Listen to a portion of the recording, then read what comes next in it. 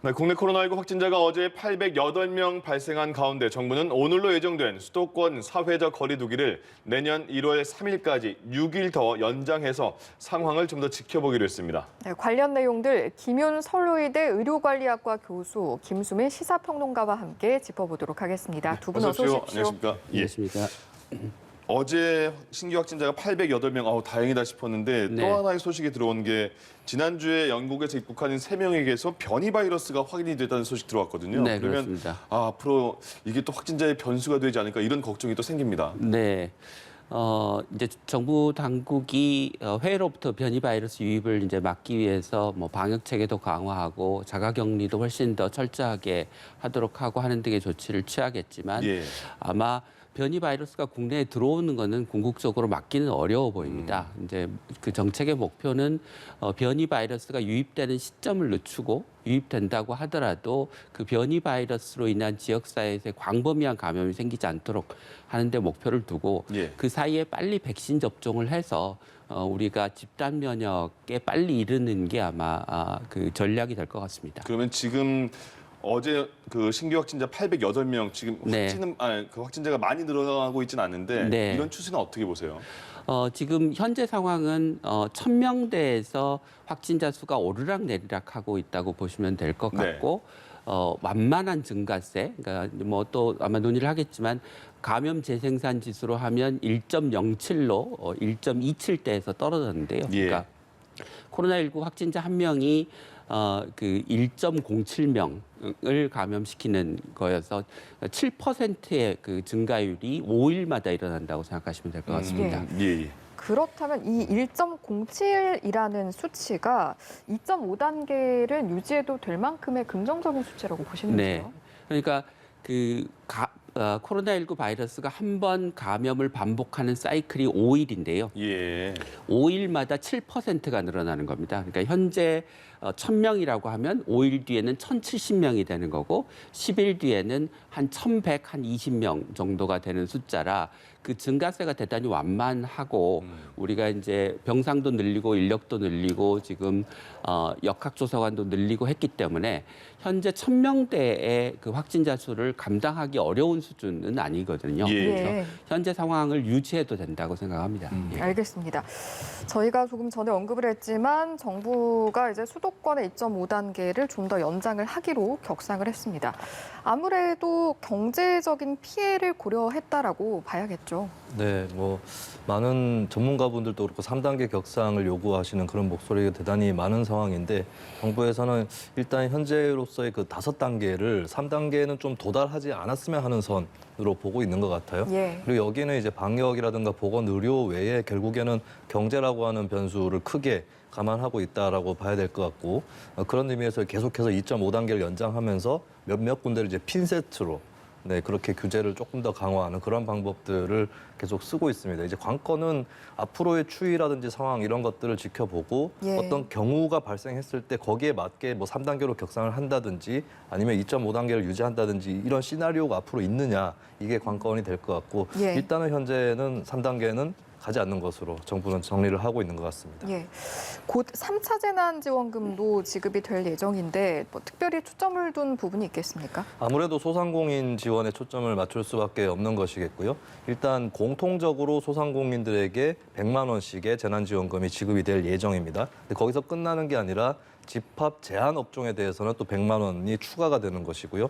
아예 집합이 금지된 업종도 있습니다. 여기는 200만 원 이렇게 추가가 지원이 되면서 100만 원, 200만 원, 300만 원 이렇게 받는 소상공인들이 분류가 될 그럴 전망이고요. 그리고 거기에 더해서 조금 더 신경을 쓴 부분이 임대료 부분입니다. 임대인들 같은 경우에도 임대료를 알아서 뭐 착한 임대인 이런 말이 나올 정도로 알아서 이제 소상공인들 상대로 감면을 해주는 그런 분들이 계신데 여기에 대해서 소득이 일정 수준 이하의 임대인이라면 그 감면을 해준 임대료를 감면해준 것의 70% 정도를 세액 공제하겠다라고 하겠다라고 하는 그런 대책이 또 더 추가가 된 그런 상황입니다. 예.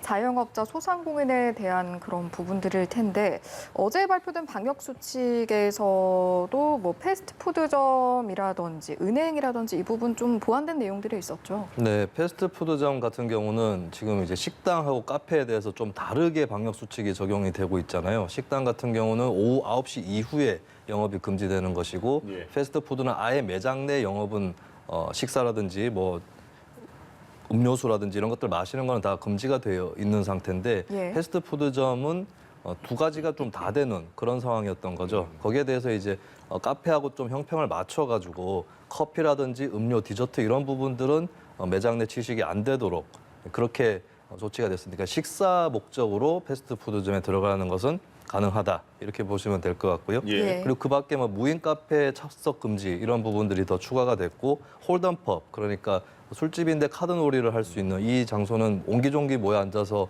또 같이 술을 마시고 이렇기 때문에 좀 위험하다라고 인식이 됐는데 수도권에 이어서 비수도권까지 전국적으로 일단 운영이 금지되는 쪽으로 가닥을 잡았습니다. 그리고 은행 같은 경우는 안에 대기 고객을 10명 이내로 제한하는 조치가 이루어졌고 예. 밖에 아마 고객 대기선 이렇게 해서 아마 표시가 될 것으로 보이고 또 매장 내부에서도 2m 거리두기라든지 또 창구에서의 칸막이 설치라든지 이런 것들이 더 추가가 될 것입니다. 예. 알겠습니다.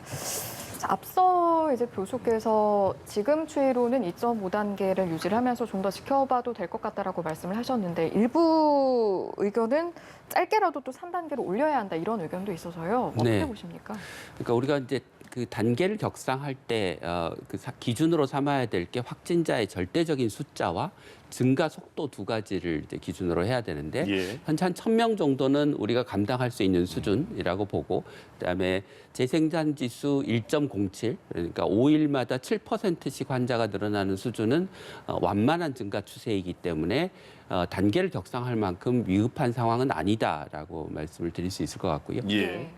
일부에서 이제 3단계를 올려서 감염의 확산세를 확 꺾은 다음에 이제 단계를 낮추고 우리가 좀 편안하게 생활할 수 있지 않을까 이렇게 이제 말씀을 하시는데 3단계를 올리면 확산세가 확 꺾일 거라고 하는 사실 확신을 하기가 어렵습니다. 네. 왜냐하면 요양원, 요양병원에서의 집단 감염이 3단계로 올린다고 줄어드는 게 아니지 않습니까? 그래서 사회적 거리 두기 말고 지금 우리 방역 체계에서 정비해야 될 부분들이 많기 때문에 3단계로 올린다고 확산세가 갑자기 꺾일 것으로 기대하기는 좀 현실적으로 어려운 상황인 반면에 예. 경제적인 피해는 굉장히 확실하기 때문에 3단계로 올리는데 우리가 좀 신중해야 될 것 같습니다. 그럼 교수님, 지금 현 상황이 1,000명에서 플러스 마이너스 왔다 갔다 하는 상황이잖아요. 네, 그럼 이 그렇습니다. 확산세를 조금 더 줄이려면 네. 어떤 방안이 있을까요? 지금 가장 우선순위가 높은 부분은 저는 시설에서의 집단 감염을 줄이기 위해서 정부가 보다 체계적인 대책을 내놔야 된다고 생각합니다. 예. 이제까지는 주로 전수 검사를 확대하는 쪽으로 갔는데 시설에서의 감염 관리를 체계화하는 방식으로 그러니까 종사자들에 대한 뭐 교육이나 또는 주기적인 검사를 강화하고 내부에서 동선 분리하고 확진자 생기면 조기에 찾아내서 대량 감염으로 발전하지 않도록 하는 등의 조치를 지금이라도 취해야 될 거라고 생각합니다. 예. 예, 의료 체계를 어떻게 보완하면 될지 말씀을 해주셨는데 이제 의료 체계에 있어서 우려하는 부분에 있어서 방역 당국에서는 대응이 가능하다라고 보는 입장이거든요. 평론가께서는 어떻게 판단을 하시는지요? 3단계 격상을 하지 않는 중요한 이유 중에 하나가 아직까지 한계에 도달하진 않았다라고 보는 것인데 예. 그것은 틀린 말은 아니라고 보여집니다. 왜냐하면 3주간에 1만 병상을 더 확보하겠다라는 계획이 있었는데 99.5% 정도 계획이 달성이 됐거든요. 물론 예. 앞으로 더 지켜봐야 될 문제이기도 하겠지만 그리고 중증 환자의 경우에도 300병상 더 확보한다고 했는데 한 150% 정도 그러니까 초과 달성을 한 상황이에요. 그러다 보니까 전국적으로 지금 남아있는 중증 환자 병상 더 쓸 수 있는 것이 한 160개 정도가 있는 것이고 수도권도 한 80개 이 정도 있기 때문에 한계에 닿았다라고 볼 수는 없는 것입니다. 근데 이 외에 어떤 의료 인력의 문제라든지 여러 가지를 종합했을 때 한계가 안 보인다 수준인 건가? 그거는 좀 주의할 필요가 있는 것 같고요. 그런 의미에서는 아직까지도 이제 긴장을 늦출 수 있는 단계는 아니다. 근데 아주 힘겹거나 비관적인 단계 또한 아니다. 이 정도로 정리를 해볼 수 있겠습니다. 알겠습니다. 뭐 병상이라든지 의료 인력 실제 현장에서 네. 느끼는 체감 분위기는 어떻습니까? 정부가 이제 그 병상 숫자가 늘 여유 병상이 있다라고 얘기를 하는데 역설적으로 여유 병상이 있으면 입원 대기 환자가 없어야 되는데 실제로는 입원 대기 환자가 발생하고 있고 예. 요양 시설이나 요양 병원에서 중환자인데도 불구하고 병원으로 옮겨가지 못해서 사망하는 사례들이 계속 생기고 있어서 네. 이게 정부가 장부상으로 확보한 병상과 실제 가용한 병상 사이에 상당한 격차가 여전히 존재한다. 예. 라는 뜻이고 정부가 이제 원래 책정한 목표를 달성했다고 하지만 그 병상의 확보 숫자를 가지고 목표를 따질 게 아니고 대기 환자가 없어야 되고 요양병원에서 사망하는 환자가 없어야 지금 병상과 인력이 제대로 충분히 확보된 거라고 우리가 판단을 해야 될 것 같습니다. 그리고 이제 지금 주로 입원 환자를 보는 병원의 90% 이상이 공공병원들인데 네. 이 공공병원들은 지난 1월 코로나 사태가 발발한 이후에 계속해서 코로나 환자만 거의 보고 있는 상황입니다. 그래서 그 공공병원의 의료진의 소진 상태가 굉장히 심각해서 이 예. 문제를 좀 빨리 해결해야 되지 않을까 싶습니다. 알겠습니다. 이번에는 감염 상황을 좀 살펴보면요. 최근 감염 전파의 주요 원인을 보면 가족 간 감염이 크게 늘고 있다고 하는데 이 부분은 참 어떻게 대비를 해야 할지 집에서도 네. 마스크를 쓰고 있어야 하는 부분일지. 네. 이제 전체 그 코로나 확진자의 한 4분의 1 정도가 지금 가족 간 감염을 통해서 발병이 되는 건데요. 네. 이제 4분의 1이라고 하면 이제 굉장히 많은 것처럼 보이긴 하지만 예를 들면 하루에 1,000명이 발생한다고 하면 250명이 생기는 거거든요. 예. 근데 그 250명의 감염을 막기 위해서 전 국민이 집에서 마스크를 써야 된다라고 하면 좀 그건 아니지 않을까 싶습니다. 그러니까 예. 가족에서 마스크를 쓰고 서로 좀 접촉을 줄여야 되는 상황은 예를 들면 가족 중에 누군가가 코로나 의심 증세가 있달지 또는 그 코로나 의심되는 사람하고 접촉한 것 같달지 그런 이제 상황에서는 가족 간에 뭐 마스크도 쓰고 좀 공간도 접촉도 최소화하고 공간도 분리하고 그렇게 해야 될 필요가 있지만 모든 국민이 집에서 그렇게 생활한다고 하는 거는 현실적이지 않을 것 같습니다. 예. 어떤 식으로 접근해야 할까요? 그 가족 간 감염은 이게 코로나19의 전반적인 어떤 지역사회 감염의 빈도가 올라가는 상황에서는 일부는 피할 수 없는 일이라고 생각을 해야 될 것 같습니다. 그래서 그 집에서 마스크 쓰고 생활할 게 아니고 코로나19의 감염이 위험에 있는 밀접하고 밀폐되고 이런 공간에 가지 않아서 코로나19에 걸릴 위험을 줄이는 게 근본적인 해결책이 아닐까 싶습니다. 네, 예. 알겠습니다. 또 하나 짚어보고 싶은 것이 바로 비수도권의 감염 상황인데 수도권을 제외한 비수도권의 감염을 살펴봤더니 이 수치도 30%가 넘었다고 하거든요.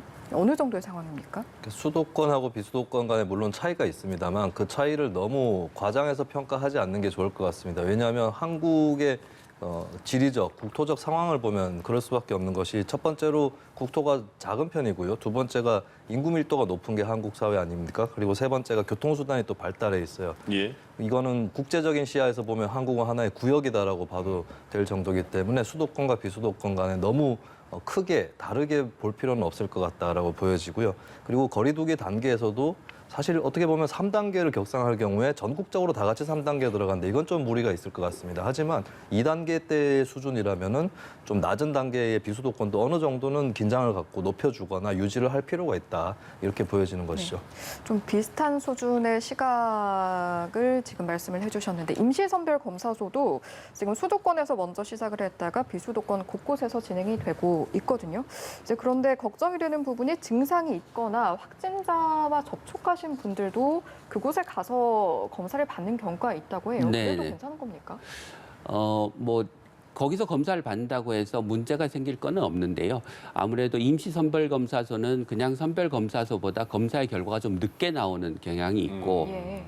사람들이 많이 몰려서 이제 줄을 길게 서고 이렇게 서로 따닥따닥 붙어 있는 모양들이 지금 연출되고 있어서 네. 오히려 그 임시선별검사소에서의 감염이 이루어질 개연성, 그다음에 빨리 검사 결과가 나오고 격리를 해야 되는데 검사 결과가 늦게 나오면 이제 격리가 늦어지고 그것 때문에 다른 사람에게 감염시킬 위험이 증가하는 부분들이 있을 수 있어서 이제 접촉자나 증상이 있는 분들은 임시 선별 검사소가 아니라 선별 검사소에 가서 검사를 받으시는 게 더 나을 것 같습니다. 예, 임시선별 검사소 이야기가 나온 김에요. 이제 그동안 진행됐던 검사를 토대로 확진율을 봤더니 0.26%가 나왔다고 합니다. 이 정도 수치라면 어느 정도 유의미한 수치라고 보시는지요? 뭐 도움이 안 된다고 할 수는 없지만 큰 의미가 있는 수치는 아니라고 생각합니다. 그러니까 지금 13일간 검사를 해서 한 13,000명 정도 확진자가 한 1,200명 정도라고 이야기를 하는데 그러면 하루에 100명 정도를 찾아낸 거거든요. 그러면 우리가 하루에 1,000명의 환자가 생기고 그 확진자의 곱하기 한 3배에서 5배 정도의 무증상자가 있다고 생각하면 3,000명에서 5,000명 정도의 무증상자가 있는데 그중에 100명을 찾아냈다라고 하는 게 감염 확산을 줄이거나 크게 줄이거나 아니면 감염의 고리를 끊는데 큰 의미가 있다고 하기는 어려울 것 같습니다. 예. 네, 알겠습니다. 자, 마지막으로 저희가 백신 이야기도 좀 해봐야 할 텐데요. 영국에서 아스트라제네카가 이르면 오늘 승인이 날 것이다. 이런 보도가 나왔습니다. 자, 이렇게 되면 아스트라제네카 백신도 곧 접종이 시작될 수 있을 거라고 봐도 될까요? 네, 그렇습니다. 그러니까 아스트라제네카 백신이 이제 그 파이자나 모더나 백신에 비해서는 그 면역력을 갖추는 효과가 좀 낮기는 하지만 세계보건기구가 제시한 50%보다는 더 높은 수준이고 또 지금 새로 하고 있는 그 3상 시험의 결과가 나오면 아마 훨씬 더 높은 면역력을 보일 거라고 하는 이야기가 이제 회사로부터 나오고 있어서 예. 승인이 나고 접종을 하면 뭐 효과가 있을 거는 분명한 것 같습니다. 네. 알겠습니다. 조금 전에 말씀을 해주신 것처럼 CEO가 실제로 인터뷰에서 승리 공식을 발견을 했다. 이런 좀 자신감을 보이는 표현을 했더라고요. 네, 중간에 임상에서 좀 주춤했었죠. 근데 그 이유가 용량을 좀 다르게 주사를 놨더니 이제 그 효능이 달라졌다라고 하는 부분인데 그 부분은 아마 다시 검증을 해봤을 것으로 보여지고요. 그리고 영국의 당국에서도 끝까지 부심하고 있다 이런 얘기도 나왔는데 또 이르게 이 승인이 나을 거다라는 관측이 나오는 걸로 봐서는 이제 거의 막바지까지 가지 않았나 그런 의미에서 CEO가 자신감을 보이지 않았나 그런 생각이 듭니다. 네, 알겠습니다. 오늘 말씀 여기까지 듣도록 하겠습니다. 지금까지 김윤 서울의대 의료관리학과 교수 김수민 시사평론가와 함께했습니다. 두 분 고맙습니다. 고맙습니다. 예.